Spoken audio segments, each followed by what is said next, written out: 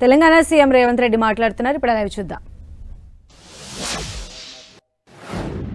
పెద్దలు బండారు దత్తాత్రేయ గారు, ఒడిశా గవర్నర్ ఖమ్మంపాటి హరిబాబు గారు, కేంద్ర మంత్రివర్యులు బండి సంజయ్ గారు, సహచార మంత్రివర్గ సభ్యులు దుద్దిల్ల శ్రీధర్ బాబు గారు, పొన్నం ప్రభాకర్ గారు, రాజ్యసభ సభ్యులు డాక్టర్ లక్ష్మణ్ గారు, అదేవిధంగా మాజీ కేంద్ర మంత్రివర్యులు సుబ్బరామరెడ్డి గారు, వేదిక మీద ఉన్న పెద్దలందరూ, ఇక్కడికి విచ్చేసిన విద్యాసాగర్ రావు గారి ఆత్మీయులందరికీ కూడా మనస్ఫూర్తిగా ధన్యవాదాలు, అభినందనలు తెలియజేస్తున్నాను.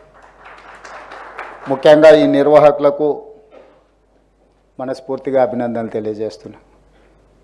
నా 35 సంవత్సరాల విద్యార్థి దశ నుంచే ఈరోజు తెలంగాణ రాష్ట్ర ముఖ్యమంత్రిగా బాధ్యతలు చేపట్టిన ఈ సందర్భం వరకు వివిధ దశలలో పరిచయమైన వాళ్ళు, కలిసి పనిచేసిన వాళ్ళు, మిత్రులు, ఆదర్శంగా తీసుకున్న పెద్దలందరినీ ఒక వేదిక మీద కలవడానికి ఈ సందర్భం చాలా ఉపయోగపడ్డది. అందుకే నిర్వాహకులను మనస్ఫూర్తిగా నేను అభినందించదలుచుకున్నాను. విద్యాసాగర్ రావు గారు అని పిలిస్తే వారికి మాకు చాలా దూరం ఉన్నట్టుగా భావించాల్సి వస్తుంది. వారికి కావలసిన వాళ్ళు, వారిని అభిమానించే వాళ్ళందరూ వారిని సాగర్జీగానే గుర్తిస్తారు, సాగర్జీగానే పిలుస్తారు. మా అందరికీ వారు సాగర్జీనే. ఈరోజు విద్యాసాగర్ రావు గారు విద్యార్థి రాజకీయాల నుంచి ఉస్మానియా యూనివర్సిటీలో వారు అఖిల భారతీయ విద్యార్థి పరిషత్ ప్రతినిధిగా ప్రారంభమై ఆ తర్వాత శాసనసభ్యుడిగా 3 సార్లు బాధ్యత నిర్వహించి ఆ తర్వాత ఉమ్మడి ఆంధ్రప్రదేశ్ భారతీయ జనతా పార్టీ అధ్యక్షుడిగా, ఆ తర్వాత కేంద్ర సహాయ మంత్రిగా, ఆ తర్వాత ఈ దేశంలోనే ఒకటి అత్యంత రాజకీయ చైతన్యం ఉన్న రాష్ట్రం అయితే ఇంకొక రాష్ట్రం ఈ దేశ ఆర్థిక వ్యవస్థనే శాసించగలిగిన శక్తి సామర్థ్యాలు ఉన్న రాష్ట్రం.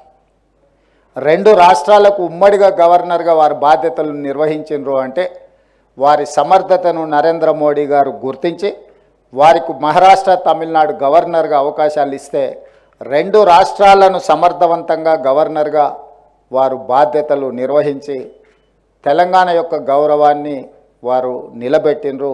నిజంగా వారి అనుభవం, విద్యార్థి పరిషత్ కార్యకర్త నుంచి ఉమ్మడి రాష్ట్రాల గవర్నర్గా వారు వివిధ హోదాలు చేపట్టిన దాదాపుగా 5 దశాబ్దాలు విద్యార్థి దశ నుంచి ఈ రోజు వరకు వారు ప్రజా జీవితంలో ఉన్నారు. ఇంత సుదీర్ఘకాలం ప్రజా జీవితంలో ఉన్న వాళ్ళు ఆరోపణలు ఎదుర్కోకుండా ఈ రోజుకు సమాజం అంతా గౌరవించేంత జీవితం వాళ్ళు గడిపారంటే మన అందరం కూడా పెద్ద ఎత్తున చప్పట్లతో వారిని అభినందించాల్సిన అవసరం ఉన్నది. ఒక్కసారి కౌన్సిలర్గానో, కార్పొరేటర్గానో లేదా ఏదైనా ఒక అవకాశం వస్తే మళ్ళీసారికి వచ్చే వరకల్లా వాళ్ళు చేసిన పనుల కంటే వాళ్ళ పట్ల వచ్చే ఆరోపణలు ఒక పుస్తకంగా తయారయ్యే ఈ పరిస్థితుల్లో 5 దశాబ్దాలు ప్రజా జీవితంలో ఉండి ప్రతిపక్షాలు కూడా సిద్ధాంతపరంగా వారిని విభేదించి ఉండొచ్చు, విధానాలలో వ్యతిరేకించి ఉండొచ్చు, కానీ వ్యక్తిగతంగా వారిని ఎవరు ఎప్పుడు వ్యక్తిగతమైన ఆరోపణల విషయంలో కానీ వారి యొక్క తీసుకున్న నిర్ణయాల పట్ల ఎలాంటి ఆరోపణ లేకుండా వారు తెలంగాణ సమాజానికే ఆదర్శంగా నిలబడే రాజకీయవేత్తగా రాణించిండ్రు. ఇలాంటి వాళ్ళు చాలా అరుదు. ఈరోజు ఆనాడు ఉస్మానియా యూనివర్సిటీలో జైపాల్ రెడ్డి గారు, కేశవరావు గారు ఇలాంటి వాళ్ళ తర్వాత ఉస్మానియా యూనివర్సిటీ విద్యార్థి రాజకీయాలలో ఒకవైపున జార్జ్ రెడ్డి, ఇంకొక వైపున సాగర్జీ లాంటి వాళ్ళు ఆనాడు సిద్ధాంతపరంగా ఆనాడు విద్యార్థి రాజకీయాలలో భవిష్యత్ తరాలకు ఆదర్శంగా వాళ్ళు వాళ్ళ నమ్మిన సిద్ధాంతం కోసం గట్టిగా నిలబడ్డారు. ఈరోజు ఏ యూనివర్సిటీలు చూసినా యూనివర్సిటీ విద్యార్థి రాజకీయాలు కాదు, యూనివర్సిటీ కూడా ఉనికిని కోల్పోయే పరిస్థితులు ఈరోజు మన రాష్ట్రంలో ఉన్నాయి. ఈ యూనివర్సిటీలను పునరుద్ధరించవలసిన బాధ్యత, యూనివర్సిటీ విద్యార్థి రాజకీయాలలో విద్యార్థులు పాల్గొనవలసిన చారిత్రాత్మకమైన అవసరం ఉన్నదని చెప్పి నేను ఈ సందర్భంగా భావిస్తున్నా. అందుకే నేను ముఖ్యమంత్రిగా బాధ్యత చేపట్టిన ఎంబడే యూనివర్సిటీల యొక్క స్థితిగతులను పరిస్థితులను అంచనా వేసి క్రియాశీలకంగా ఉండే వైస్ ఛాన్సలర్ నియమించి ఈరోజు ఆ వైస్ ఛాన్సలర్స్కి అందరికీ నేను ఆదేశాలు ఇచ్చిన. అధ్యాపక సిబ్బందితో పాటు టీచింగ్ నాన్ టీచింగ్ స్టాఫ్ని అందరినీ నియమించండి. యూనివర్సిటీలకు అవసరమైన నిధులను అవసరమైన ఫ్యాకల్టీలను ఏమి కావాలన్న తెలంగాణ రాష్ట్ర ప్రభుత్వం మీకు అందుబాటులోకి తీసుకొస్తుంది. తిరిగి పూర్వ వైభవం ఈ యూనివర్సిటీలకు తీసుకురావాలి. ఒకనాడు సమాజంలో ఏదైనా సమస్య ఉంటే ప్రజలు ఎదుర్కొంటున్న సమస్యల పట్ల చైతన్యంతో విద్యార్థి పోరాటాలు చేపట్టడం వల్లనే మన ప్రాంతానికి ఒక చైతన్యము. తెలంగాణ రాష్ట్రం ఈరోజు ఏర్పడ్డదంటే ఆనాడు రాజకీయ పార్టీల కంటే కూడా ఉస్మానియా కాకతీయ యూనివర్సిటీలో విద్యార్థులు ముందు భాగాన నిలబడి పోరాటం చేసిండ్రు కాబట్టి ఆ యూనివర్సిటీలు విద్యార్థి సంఘాలు ప్రజల యొక్క సమస్యల పట్ల ప్రజలు ఎదుర్కొంటున్న ఇబ్బందుల పట్ల పోరాటాలు చేయడం వల్లనే చాలా సమస్యలకు పరిష్కారం దొరికింది. ఈరోజు మనం తెలంగాణ రాష్ట్ర ప్రత్యేక రాష్ట్రంలో ఉన్నాము అని అంటే ఆనాడు విద్యార్థి రాజకీయాలలో ఉన్న వాళ్ళే అత్యంత క్రియాశీలక పాత్ర పోషించు. చాలా సందర్భాలలో నేను మాట్లాడితే అంత బాగోదేమో కానీ మాట్లాడాల్సిన అవసరం ఉన్నది పార్టీ ఫిరాయింపుల మీద. పార్టీ ఫిరాయింపుల గురించి చర్చలు సిద్ధాంతపరమైన భావజాలం, విద్యార్థి దశలో సిద్ధాంతపరమైన భావజాలంలో రాణించిన వాళ్ళు తక్కువ ఉండడం వల్లనే విద్యార్థి రాజకీయాలలో చైతన్యం కోల్పోవడం వల్లనే ఈరోజు ప్రజా జీవితంలోకి వచ్చేవాళ్ళు ప్రజాప్రతినిధులుగా కావాలి, ఏదో రకంగా ఏదో ఒక పదవిలో ఉండాలి కాబట్టి ఏ పార్టీ అయినా పర్వాలేదు మాకు పదవి ఉంటే చాలు అనుకునే పరిస్థితులు ఈరోజు రాష్ట్రంలో ఈరోజు వచ్చినాయి. దీనికి కారణం విద్యార్థి రాజకీయాలు సిద్ధాంతపరమైన విధానాలు లోపించడమే దీనికి కారణం. విద్యార్థి రాజకీయాలలో సిద్ధాంతపరంగా రాణించిన వాళ్ళు ఉంటే అధికారం వచ్చినా రాకపోయినా నమ్మిన సిద్ధాంతం కోసం దశాబ్దాల కాలం పాటు ఆ సిద్ధాంతం కోసం పనిచేసిన వాళ్ళు, జీవితాలను త్యాగం చేసిన వాళ్ళు ఎంతోమంది కనిపిస్తారు. అలాంటి విద్యార్థి రాజకీయాలు మళ్ళీ తెలంగాణ రాష్ట్రంలో పునరుద్ధరించవలసిన బాధ్యత మన అందరి మీద ఉన్నది. ముఖ్యంగా వేదిక మీద ఉన్న పెద్దలందరూ మనందరం కూడా ఒక స్ఫూర్తిని ఇవ్వాల్సిన అవసరం ఉన్నది. మనందరం కూడా ఈ విద్యార్థి రాజకీయాలను ప్రోత్సహించాల్సిన అవసరం ఉన్నది. లేకపోతే చైతన్యం కోల్పోయి రాష్ట్ర అభివృద్ధిలో ఈరోజు మనం వెనుకబడే పరిస్థితి వస్తుంది. వీరు రచించిన వారి ఆలోచన, వారి అనుభవాలు రాబోయే విద్యార్థి రాజకీయాలలో ఎవరైతే రాణించాలనుకుంటారో వాళ్ళందరూ కూడా చదవాల్సిన అవసరం ఉన్నది. ఈరోజు తెలంగాణ రాష్ట్రంలో మొదటి తరంలో బూర్గుల రామకృష్ణారావు గారు, పివి నరసింహారావు గారు, మర్రి చెన్నారెడ్డి గారు లాంటి వాళ్ళు ఉంటే రెండవ తరంలో జైపాల్ రెడ్డి గారు, విద్యాసాగర్ రావు గారు, దత్తాత్రేయ గారు లాంటి వాళ్ళు రాణిస్తే మూడవ తరంలో చెప్పుకుందామన్నా కూడా గొప్పగా రాణించే పరిస్థితులు మన దగ్గర కనిపించడం లేదు. వారు అన్నట్టుగా శాసనసభలో ప్రతిపక్షము పాలకపక్షము ట్రెజరీ బెంచెస్, అపోజిషన్ బెంచెస్, గతంలో ట్రెజరీ బెంచెస్ వైపు నుంచి ఎప్పుడు ముఖ్యమంత్రి గారు మాట్లాడాలనుకున్న స్పీకర్ గారు మైక్ ఇచ్చేవాళ్ళు. సహజంగా ముఖ్యమంత్రి గారు కాబట్టి మైక్ ఇస్తారని ఒక భావన. కానీ ప్రధాన ప్రతిపక్ష నాయకుడికి కూడా ఎప్పుడు ఏలు చూపించిన స్పీకర్లు ప్రధాన ప్రతిపక్ష నాయకుడికి మైక్ ఇచ్చి సభానాయకుడికి ఎంత అవకాశము, సభానాయకుడు విషయాలను చెప్పడానికి ఎంత అవకాశం ఇచ్చేదో ప్రధాన ప్రతిపక్ష నాయకుడికి కూడా అంతే అవకాశం ఇచ్చి ప్రభుత్వం తీసుకుంటున్న విధానపరమైన నిర్ణయాలను, పరిపాలనపరమైన అనుమతులను ప్రతిపక్షాలు సలహాలు సూచనలు ఇవ్వడానికి, విమర్శించడానికి, అవసరమైతే నిరసన తెలపడానికి, రాస్తా రోకోలు చేయడానికి నిర్ణయించిందే శాసనసభ. ఆ శాసనసభలో ప్రభుత్వము అంటే అధికార పార్టీలో గెలిచిన వాళ్ళే కాదు, ప్రభుత్వము అని అంటే ప్రతిపక్షము పాలకపక్షం కలిస్తేనే ప్రభుత్వం. ఈరోజు కాంగ్రెస్ పార్టీలో గెలిచిన 65 మందే ప్రభుత్వం కాదు, 119 మంది శాసనసభ్యులు కలిస్తేనే ప్రభుత్వం. అందులో ఎవరి బాధ్యత వాళ్ళు నిర్వహించడానికి రాజ్యాంగంలో ఎవరికి వాళ్ళ పాత్రను విభజించి చూపించారు. ఈ 65 మంది విధానపరమైన నిర్ణయాలు తీసుకుంటారు మంత్రివర్గ ఆమోదంతో. అందులో లోపాలు ఉంటే ఎత్తి చూపడానికి ప్రధాన ప్రతిపక్షానికి ఉంటాయి. అదేవిధంగా విపక్షాలకు సంబంధించిన నాయకులకు కూడా ఒక ఫ్లోర్ లీడర్ ఉండడం, ఆయా పార్టీలు ఆ విధానాలలో ఉన్న లోపాలను ఎత్తి చూపడానికే మనం ఈ చట్టసభలను ఏర్పాటు చేసుకున్నాం. కాలక్రమేణా ఆ స్ఫూర్తి కోల్పోయినాం. ఒకప్పుడు ఉమ్మడి ఆంధ్రప్రదేశ్ శాసనసభలో వెంకయ్య నాయుడు గారైనా జైపాల్ రెడ్డి గారైనా లేదా సాగర్జీ వాళ్ళ పార్టీకి ఉన్న ప్రాతినిధ్యం చాలా తక్కువ. కానీ విషయాలను లేవనెత్తడంలో, ప్రభుత్వాలను నిలదీయడంలో కమ్యూనిస్టులు కానీ లేకపోతే భారతీయ జనతా పార్టీకి సంబంధించిన నాయకులు ఎంతో క్రియాశీలక పాత్ర పోషించేది. ఇదే కాదు, ఈరోజు సభలో నేను గతంలో చూసిన దాటికి ఈరోజు సభలో ఉన్న భిన్న పరిస్థితులను కూడా నేను ఈ సందర్భంగా ప్రస్తావించదలుచుకున్నాను. పాలకపక్షానికి ప్రధాన ప్రతిపక్షానికి ప్రతిస్తంభన వచ్చినప్పుడు, అంశాల విషయంలో విభేదాలు వచ్చినప్పుడు, సభ పదే పదే వాయిదా పడ్డప్పుడు ఇలాంటి పక్షాలు, అది కమ్యూనిస్టులు కావచ్చు, భారతీయ జనతా పార్టీ సంబంధించిన నాయకులు కావచ్చు, ఆనాడు సాగర్జీ లాంటి వాళ్ళు లేచి 2 పక్షాల మధ్యలో ఒక సమన్వయం చేసి సభ వాయిదా పడితే స్పీకర్ గారి రూమ్లో పాలకపక్షాన్ని ప్రతిపక్షాన్ని శాసనసభ వ్యవహారాల మంత్రులతో అవసరమైతే ముఖ్యమంత్రులతో కూడా మాట్లాడి ఆ ప్రతిస్తంభనను తొలగించి మళ్ళీ చర్చలు కొనసాగించే విధంగా సభను ముందుకు తీసుకెళ్లడానికి ఆ రోజు సమన్వయం చేసేది. ఆ రోజు అలాంటి సూచనలు సలహాలను ప్రభుత్వాలు పాటించేది. ఈరోజు మా పార్టీ మా ప్రభుత్వం సిద్ధంగా ఉంది. అందుకే నేను వచ్చిన దాదాపుగా ఈ 13 నెలల్లో ఏ ఒక్క రోజు కూడా ప్రతిపక్షానికి సంబంధించిన శాసనసభ్యులను సభల నుంచి మేము బహిష్కరించలేదు. స్పీకర్ గారు కానీ ప్రభుత్వం ప్రతిపాదించలేదు. స్పీకర్ గారు ప్రతిపక్షాలను సభలో నుంచి బయటికి నెట్టివేయలేదు. ఎందుకు అంటే చర్చ జరగాలన్న ఆలోచనతోనే, వాళ్ళ అభిప్రాయాన్ని చెప్పనిద్దాం మనం అన్న ఆలోచనతోటే సభలో నుంచి 13 నెలల ఏ ఒక్క ప్రతిపక్ష సభ్యుని కూడా మేము సభలో నుంచి బహిష్కరించలేదు. ఈ విధానాన్ని ఇంకా ఇంప్రూవ్ చేసుకోవాల్సిన అవసరం ఉన్నది. అదేవిధంగా గోదావరి జలాలకు సంబంధించి చాలా సందర్భాలలో తెలంగాణ ఉద్యమంలో ఇది చాలా క్రియాశీలక పాత్ర పోషించింది.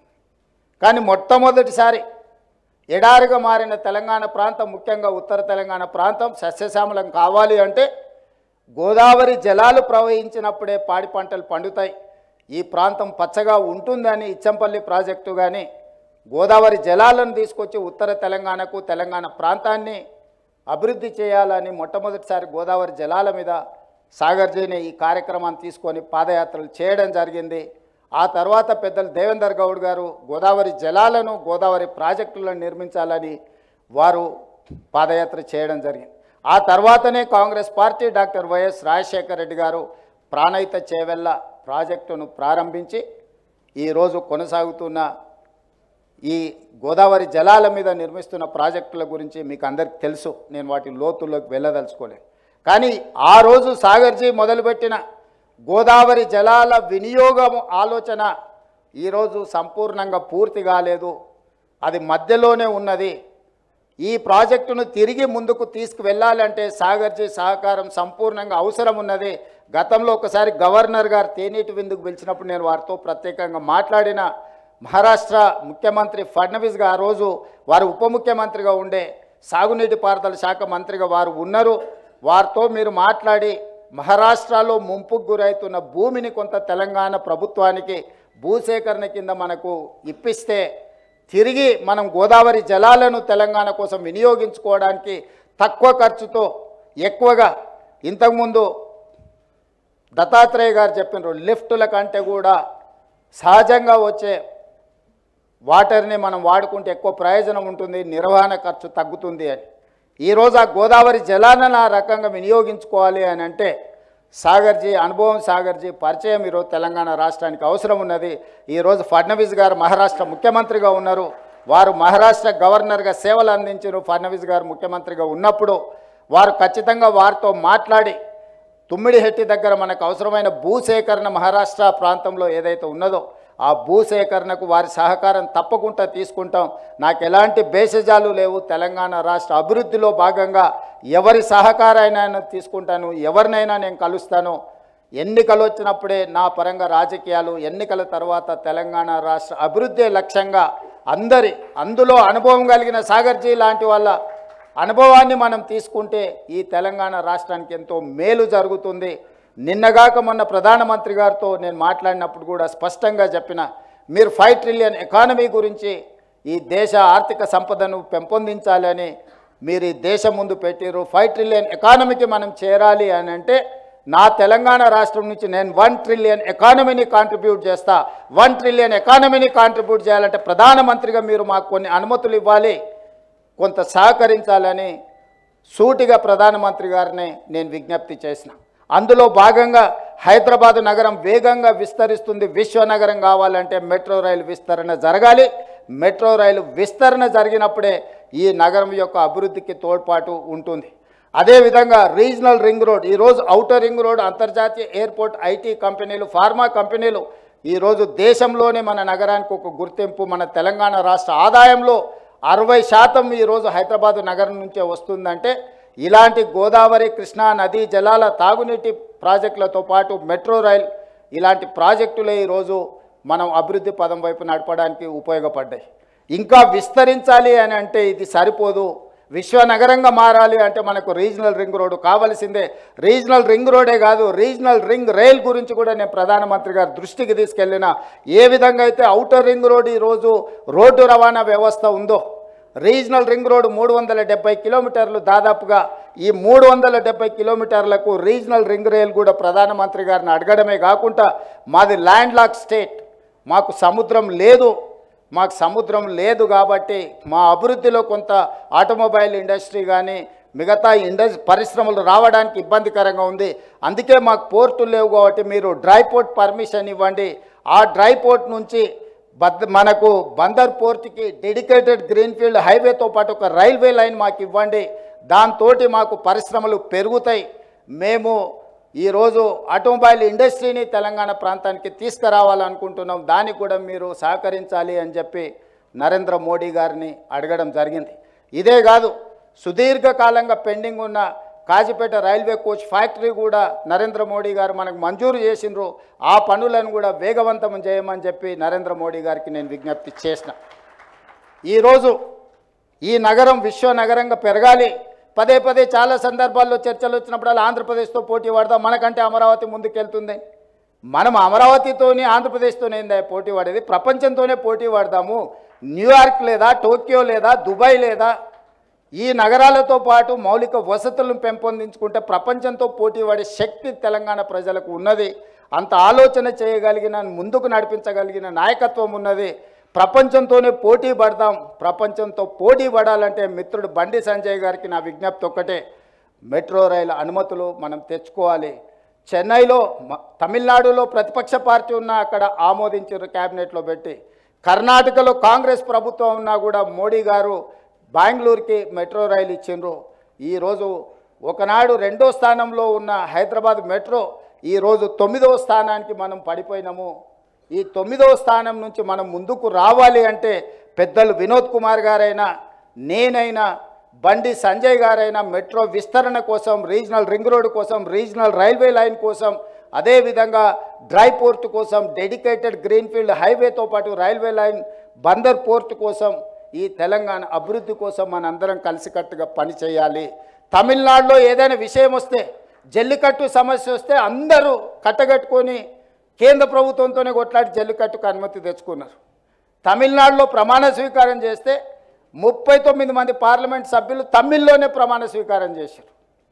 కానీ అక్కడ రాజకీయాలు పూర్తిగా పార్టీల పరంగా విడిపోయి ఉంటాయి. కానీ వాళ్ళ రాష్ట్ర విషయం వచ్చినప్పుడు, వాళ్ళ సంస్కృతి, వాళ్ళ భాష విషయం వచ్చినప్పుడు 100% ఒక్కటే అయిపోతారు. మనం కూడా తెలంగాణ విషయంలో పెద్దలు కిషన్ రెడ్డి గారు వస్తారనుకున్న వారు వచ్చినుంటే వారికి విజ్ఞప్తి చేసేవాడిని. రాబోయే క్యాబినెట్లో మనం మెట్రో రైలు, ఎందుకంటే క్యాబినెట్ అప్రూవల్ ఉండడం ద్వారా మనం కేంద్ర ప్రభుత్వం సహకారం అందితే వేగంగా ఈ నగరాన్ని అభివృద్ధి చేసుకోవచ్చు. ఈ అభివృద్ధికి సంబంధించిన విషయాలు అదేవిధంగా యంగ్ ఇండియా స్కిల్స్ యూనివర్సిటీ స్కిల్స్ని అప్గ్రేడ్ చేసుకోవాలనుకుంటున్నాం. మనము 1956లో ప్రారంభించిన ఐటీఐలు ఇండస్ట్రియల్ ట్రైనింగ్ ఇన్స్టిట్యూట్లు ఆ రోజు ఏ సిలబస్ ఇచ్చిందో ఈరోజు అదే సిలబస్తో ముందుకు పోతున్నాం. సర్టిఫికేట్ తీసుకొని బయటకు వస్తే అక్కడ తీసుకుంటున్న ట్రైనింగ్ బయట ఉపయోగం లేదు. వాడు అంబాసిడర్ కార్ మీద ట్రైనింగ్ చేసి వస్తాడు, బయటకు వస్తే అంబాసిడర్ కార్ దొరకదు, వాడు ఏదైనా పని చేద్దామన్నా.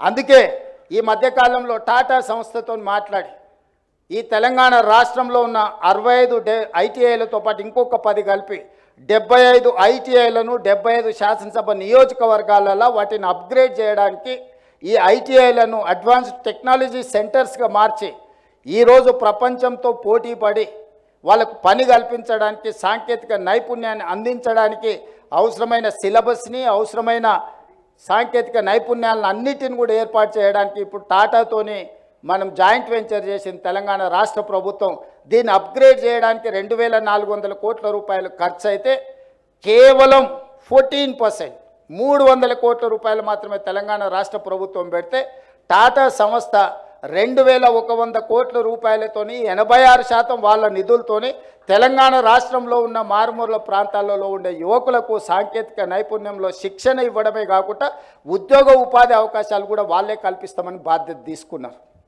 ఈరోజు మనం young India skills university PPP మోడల్లో తీసుకున్న పబ్లిక్ ప్రైవేట్ పార్ట్నర్షిప్ గవర్నమెంట్ ఒక ఫెసిలిటేటర్గా మాత్రమే ఉంది. ఆ యూనివర్సిటీ చైర్పర్సన్గా ఆనంద్ మహేంద్ర గ్రూప్ చైర్మన్ని ఈరోజు మనం యంగ్ ఇండియా స్కిల్స్ యూనివర్సిటీ చైర్పర్సన్గా పెట్టినాం. శ్రీనిరాజును వైస్ చైర్మన్గా పెట్టినాం. బోర్డ్ ఆఫ్ డైరెక్టర్స్లో ఈరోజు అపోలో లేకపోతే రెడ్డి ల్యాబ్స్ అన్ని కంపెనీలలో లిజెండ్స్ ఎవరైతే కంపెనీలు ఉన్నారో వాళ్ళందరినీ బోర్డులో డైరెక్టర్లుగా పెట్టినాం. ఆ సంస్థ నడవడానికి ప్రభుత్వం మీద నిధులకు ఆధారపడకుండా ఒక 600 crores కార్పస్ ఫండ్ వివిధ కంపెనీల నుంచి పూల్ చేసి వాళ్ళ దగ్గర ఒక 600 కోట్ల రూపాయల యూనివర్సిటీ ఆ ఛాన్సలర్ అక్కడ ఉండే చైర్పర్సన్ డిస్పోజ్ ఆఫ్లో పెట్టినాం. ఎందుకంటే దాని నిర్వహణలో ₹1 ప్రభుత్వాన్ని అడగాల్సిన పని లేకుండా నిర్మాణంలో కూడా మెగా సంస్థ ముందుకు వచ్చి 60 ఎకరాల స్థలం ప్రభుత్వం ఇస్తే 200 కోట్ల రూపాయలతో క్యాంపస్ మొత్తం వాళ్ళే సిఎస్ఆర్ ఫండ్స్ కింద కట్టమని ముందుకు వచ్చారు. June 2 లోపల క్యాంపస్ మొత్తం సిద్ధం చేస్తున్నాం. ఇవాళ స్పోర్ట్స్ ఇష్యూలో కూడా 140 కోట్ల మంది ఉన్న ఈ జనాభా ఒక్క ఒలింపిక్లో మనం గోల్డ్ మెడల్ కూడా సాధించుకోలే. నేను మొన్న సౌత్ కొరియా పర్యటనకు పోతే ఆ దేశం 32 మెడల్స్ తెస్తే నేను సౌత్ కొరియన్ స్పోర్ట్స్ యూనివర్సిటీకి పోతే 16 మెడల్స్ ఒక్క యూనివర్సిటీలో వచ్చినాయి. క్యాంపస్ ఎంత ఉందంటే 30 ఎకరాలు ఉంది. ఒక అమ్మాయి 3 గోల్డ్ మెడల్స్ తీసుకొచ్చింది ఆర్చరీలో. ఆ అమ్మాయిని నేను కలిసిన.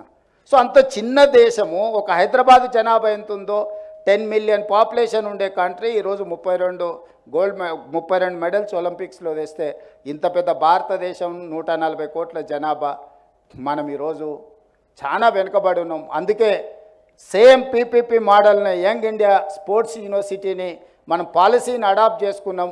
తొందరలోనే అద్భుతమైన స్పోర్ట్స్ యూనివర్సిటీనే కాకుండా అకాడమీని కూడా మనం స్టార్ట్ చేస్తున్నాం. 2028 ఒలింపిక్స్లో తెలంగాణ రాష్ట్రం నుంచే మనం గోల్డ్ మెడల్ సాధించే విధంగా వాళ్ళకి శిక్షణ ఇవ్వాలి అని మన ప్రభుత్వం టార్గెట్గా పెట్టుకొని ముందుకు వెళ్తున్నాం. ఇవన్నీ కార్యక్రమాలు నా ఒక్కడితో సాధ్యమయ్యేటివి కావు. విధానపరమైన నిర్ణయాలు మా ప్రభుత్వం తీసుకుంటుంది, మీరు అందరూ సహకరించాలి. అందుకే ఈ విషయాలన్నీ కూడా ఈ వేదిక మీద పెద్దలందరూ కేంద్ర ప్రభుత్వాన్ని ప్రభావితం చేయగలిగిన వాళ్ళు, నరేంద్ర మోడీ గారి నుంచి అనుమతులు ఇప్పించగలిగిన వాళ్ళు ఈ వేదిక మీద ఉద్దండులు అందరూ ఉన్నారు. ఇది మన రాష్ట్రం యొక్క బాధ్యత. మీ అందరితో కలిసి రావడానికి, మీతో పాటు నడవడానికి మా లక్ష్మణన్న ముందు ఉండాలి. ఎందుకంటే వారికి అన్నీ తెలుసు. నేనే ముందు ఉండాలనే ఆలోచన నాకేం లేదు. ఎవరైనా దీన్ని ముందుకు తీసుకెళ్తే ప్రధానమంత్రి గారిని కలిసి మన రాష్ట్రానికి కావాల్సినవి మనం తెచ్చుకుందాము. ఇది ఒక మంచి అవకాశం, గొప్ప అవకాశం. ఇలాంటి గొప్ప అవకాశం జారవిడ్చుకుంటే మన రాష్ట్రం వెనుకబడుతుంది. మోడీ గారు డ్రీమ్ అయిన 5 trillion ఎకానమీలో తెలంగాణ రాష్ట్రం 1 trillion ఎకానమీని కాంట్రిబ్యూట్ చేయాలన్న ఆలోచన తెలంగాణ రాష్ట్ర ముఖ్యమంత్రిగా నాకు ఉన్నది. ఈ రాష్ట్రాన్ని అభివృద్ధి పదం వైపు నడిపి